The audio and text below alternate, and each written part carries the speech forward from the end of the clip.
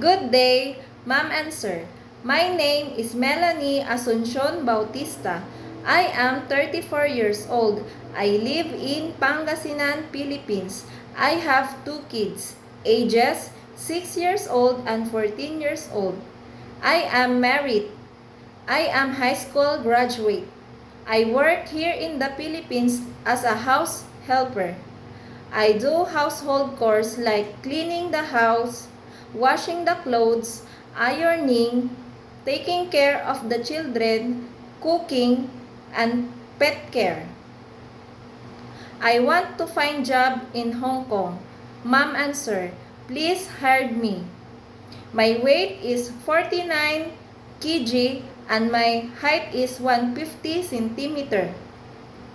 I do not have tattoo, I do not smoke, and I do not drink alcohol.